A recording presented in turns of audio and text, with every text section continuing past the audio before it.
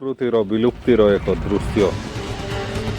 ନବରଙ୍ଗପୁର ଜିଲ୍ଲା ଏକ ସ୍ୱାଭାବିକ ସୌନ୍ଦର୍ଯ୍ୟ ମଧ୍ୟରେ ଆବୃତ ଥିବା ଅଞ୍ଚଳ, ଯେଉଁଠି ଜଙ୍ଗଲ, ପାହାଡ଼, ନଦୀ ଓ ଜଳାଶୟ ଗୁଡ଼ିକ ଏଠିର ଜୀବନର ଏକ ଅଙ୍ଗ ରୂପେ ରହିଛି। କିନ୍ତୁ ଅତିରିକ୍ତ ଉଦ୍ୟୋଗୀକରଣ, ଖଣି ଉତ୍ଖନନ ଏବଂ ଅତ୍ୟାଧିକ ନିର୍ମାଣ କାର୍ଯ୍ୟରେ ପ୍ରାକୃତିକ ସମ୍ପଦ ବିକାଶ ଏବଂ ପ୍ରକୃତି ମଧ୍ୟରେ ସମତୁଳନ ରଖିବା ଅତ୍ୟନ୍ତ ଜରୁରୀ। ସ୍ଥାନୀୟ ଅଧିକାରୀମାନେ ଏହି ସମସ୍ୟା ଉପରେ ଗଭୀର ଭାବେ ଚିନ୍ତନ କରିବା ଉଚିତ। ଅଧିକ ଗଛ ଲଗାଇବା, ଅତ୍ୟଧିକ ଖଣି ଉତ୍ଖନନ ନିୟନ୍ତ୍ରଣ, ନଦୀ ସଂରକ୍ଷଣ ଏବଂ ପ୍ରାକୃତିକ ଅଞ୍ଚଳଗୁଡ଼ିକୁ ରକ୍ଷା କରିବା ଏଠି ଆବଶ୍ୟକ।